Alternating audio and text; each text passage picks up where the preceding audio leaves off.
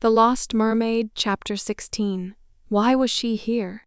Pam appeared as if she was a pink birthday cake, decorated with flounces and fluff. Next to her, Brian looked like one of the members of the Beatles in his dark suit and bowl-cut hair. This was such a bummer. I'd better act like everything was normal and say something, even though I'd never hung out with either of them. Jason either, actually. Why was I even here? Hi, Brian. Hi, Pam. How are you? Great, said Pam. Dandy, said Brian. You two look snazzy, I said. Thanks. Neither of them smiled. I felt like I had been shoved into a drama and forced to win an Emmy. Fake it till you make it, I repeated. I can do this. At dinner, Jason had eyes only for Pam. I had longed for this moment, but now I wished I could be anywhere else. Brian was no help either, slumping back in his chair, ignoring us.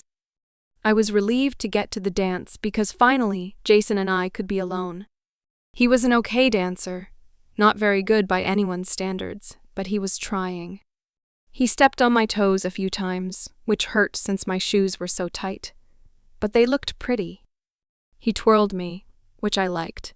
As he gained more confidence, he spun me out and in, and despite my aching feet, we actually looked pretty good. As we moved into the center of the dance floor, it was evident he was trying to impress me. He attempted to dip me, but his arm positioning was incorrect, causing him to drop me in front of the dance floor. I looked around, hoping no one would notice, but of course everyone looked and laughed. Why did he have to be such a show-off? I wanted to disappear. This was so embarrassing. My body hurt, but my pride was far more bruised. Jason pulled me to my feet, bumbling, "Gosh, I'm sorry." He didn't ask if I was all right. He just whisked us off the dance floor. I guess he was embarrassed too. Well, he should be. What was he thinking, dipping me when he clearly didn't know how? Once we'd reached the shadows, he turned to me and asked sheepishly. A bit, I replied. This was not at all how I'd imagined this night going. Not at all. I'll grab us a drink. Thanks, I said.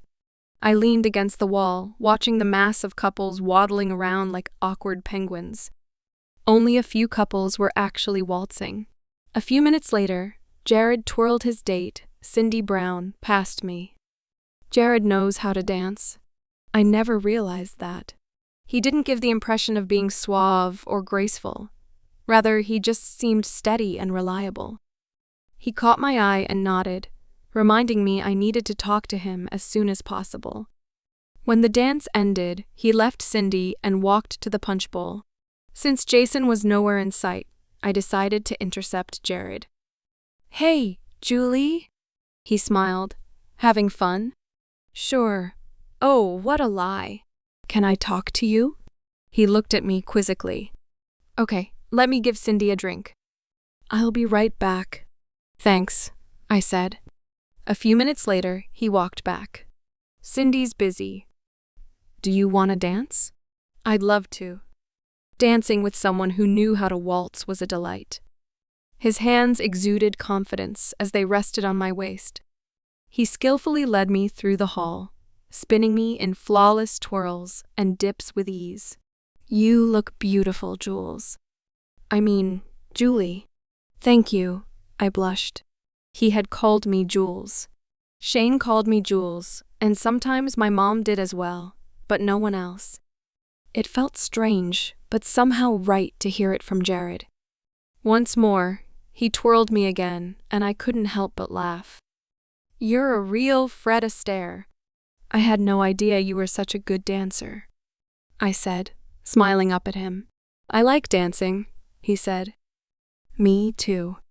With a flourish, he spun me and gracefully rolled me out before pulling me back across his chest to the other side. Afterward, we linked arms and proceeded to perform a back-to-back seesaw move, walking through the arch we created. I laughed as he winked at me, feeling a coin of love drop in my heart for him.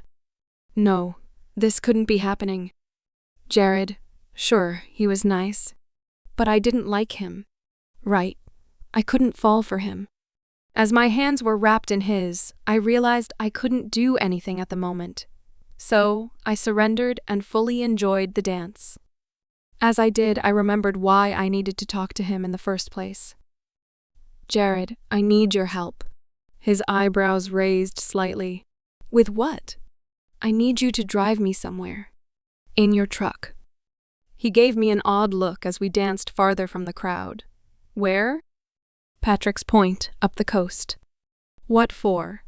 He asked, dipping me. I've noticed you're at the pond a lot. What are you doing down there? Will you keep a secret? Maybe, he smiled. Jared, I'm serious. Will you keep a secret? All right, he said. What's going on? Glancing around, I caught a glimpse of Jason conversing with Pam out of the corner of my eye. I didn't want to be distracted by their presence or risk having our conversation overheard by anyone. Can we go somewhere else? I asked. Sure, he said. He steered us onto an outdoor patio, which was a serene and quiet spot, illuminated by the stars above. It offered a perfect escape from the serious conversation I needed to have. The space was surrounded by lush greenery, and the only sound was the faint rustle of leaves in the gentle breeze. Surveying the patio area, I saw no one, so I began, You may not believe me, but there's a mermaid in our pond. I pause, searching his face. I need your help to rescue her. What the heck? His face wrinkled in disbelief. You're joking. I'm not, I said calmly. You may think I'm crazy, but it's true. I swear. I know it's hard to believe, but you gotta believe me. I knew there was something fishy going on down there, he chuckled. Tears pricked my eyes. I'm dead serious. I need help. He slowed as we danced, looking at me like I was the only girl in the world. Oh, I hoped he would believe me. I need someone to drive us. My dad and brothers are going tomorrow to our fishing cabin at Patrick's Point. That's where I need to go too, but I can't tell them about her. Why? It's too risky. Plus, they never let me go because it's too dangerous for a girl. Well, he paused. You really should talk to your dad. No, he never helps me.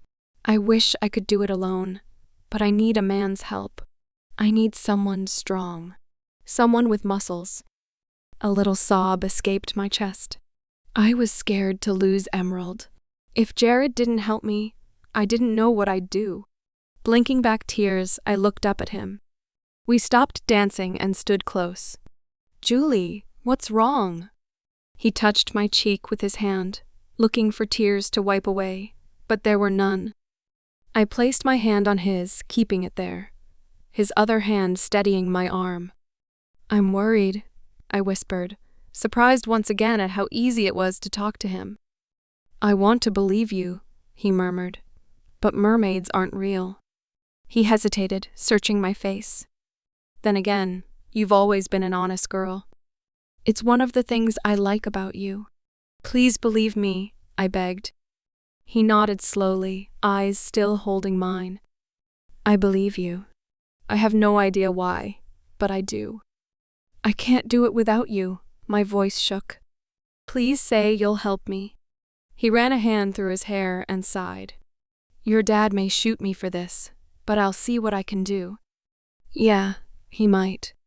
I allowed a small, shaky laugh, but he'll be gone.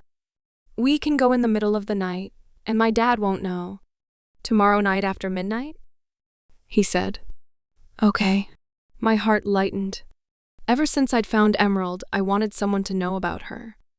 Now that Jared knew, my burden felt lighter. Jared said, I better get back to Cindy. See ya later. As he walked off, I noticed how tall and confident he looked. He was always helping others. He really was a good guy. Much better than Jason, who was coming towards me with our drinks. How had I ever liked him? Yes, he was gorgeous, but his character was lacking. There you are, he said. I took a deep breath and plastered on a smile as we ventured back to dance on the crowded dance floor.